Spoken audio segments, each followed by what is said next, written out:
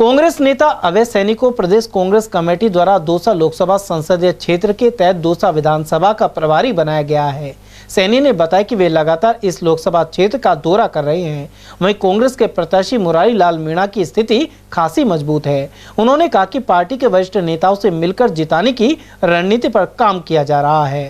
कांग्रेस का मैं जन्म से ही कार्यकर्ता हूं और कांग्रेस में मैंने काम किया है। मैं आपको बता देना चाहता हूं, मैं यूथ कांग्रेस का अध्यक्ष रहा हूं, मैं कांग्रेस का सेक्रेटरी रहा हूं और कांग्रेस के समर्थन से ही मैं पंचायत समिति उमरेण में उप प्रधान रहा।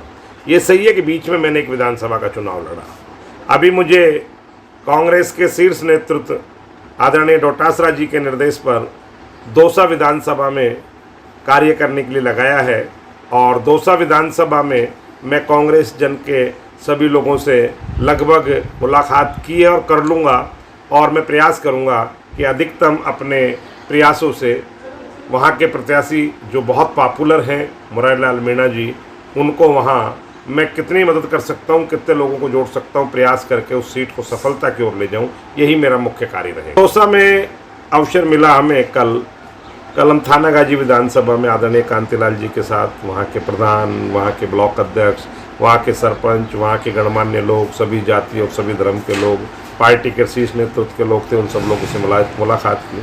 कल शाम को चाकसू जाना हुआ हमारा देर रात को और सुबह हम दौसा विधानसभा में, हमारा व्यापार फल और सब्जी का है, फल सब्जी के व्यापारियों से मिले और पार्टी के जिलाध्यक्ष से कल जब आदेश हुआ उसके बाद पहली दफ़े आज मुलाकात कर आए थे।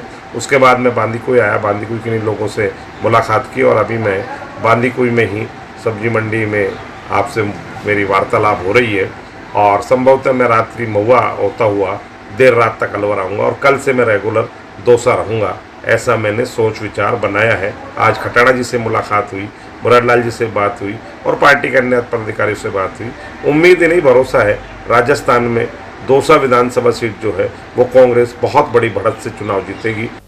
उधर पूर्व मुख्यमंत्री अशोक गहलोत के जयपुर स्थित निवास पर कांग्रेस के वरिष्ठ कार्यकर्ताओं के पहुंचने का सिलसिला जारी है। इसी कड़ी में अलवर से अभय सैनी सहित अनेक नेता पहुंचे।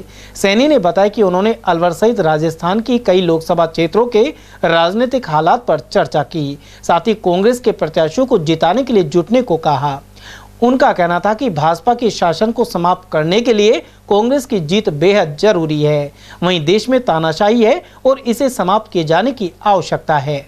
पिछले दिनों में दौसा लोकसभा से 8 विधानसभाओं के सैनी समाज के मौजूदा लोगों का एक प्रतिनिधि मंडल माननीय मुख्यमंत्री जी के यहाँ गया था, जिसमें मैं भी भागीदार बना और वहाँ पर मुख्यमंत्री जी ने कहा कि आप सब चीज़ों को भूलकर केवल एक बात को ध्यान रखो, कांग्रेस मजबूत होगी तो कार्यकर्ता मजबूत होगा, कांग्रेस मजबूत होगी तो देश का संविधान मजबूत होगा, कांग्रेस मजबूत होगी गरीब और शोषित और पीड़ित वर्ग के साथ न्याय होगा। कल रात को भी मुख्यमंत्री जी के यहाँ एक बैठक थी जिसमें मुझे जाने का अवसर मिला। मुख्यमंत्री जी के यहाँ भिन्न भिन्न जिलों से और भिन्न भिन्न जाति धर्म के जो लोग थे, जो पार्टी के कांग्रेस के कार्यकर्ता हैं, वो लोग पहुँचे जिसमें मैं भी था। मुख्यमंत्री ने कहा है कि अपने क्षेत्र में जो व्यक्ति अधिकतम काम कर सकता है उसे काम करना चाहिए और बूथ पर रहते हुए काम करें। चुनाव बहुत नज़दीकी है, भारतीय जनता पार्टी की लड़ाई खत्म होने वाली है और कुछ चुनिंदे लोगों को उन्होंने वैभव की मदद करने के लिए भी कहा है। उन्होंने कहा जो व्यक्ति अपने क्षेत्र में काम कर रहा है वो काम करे और किसी व्यक्ति को ऐसा लगता है कि वो अपने क्षेत्र में ठीक से काम नहीं कर पा रहा है तो वो जालोर सिरोही विधानसभा के लिए भी उन्होंने कहा।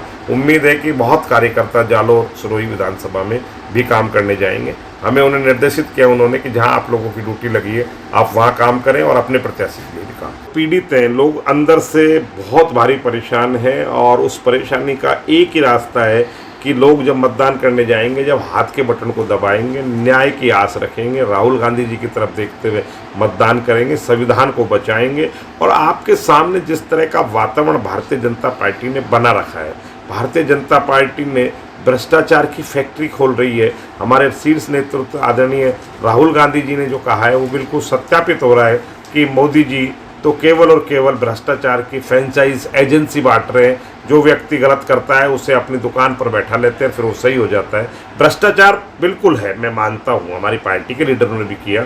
लेकिन आप बताइए पिछले 10 सालों में क्या बीजेपी के किसी लीडर ने भ्रष्टाचार नहीं किया? या दूसरी पार्टी में भ्रष्टाचार जो लोग कर रहे हैं उन लोगों को डरा धमका कर अपनी पार्टी में लाया जाए, ये कहाँ कहना है? बहुत आने वाला समय खतरनाक है। होशियारी से मतदान करेगा मतदाता और लोकतंत्र को बचाएगा और लोकतंत्र बचाने पर ही देश बचेगा।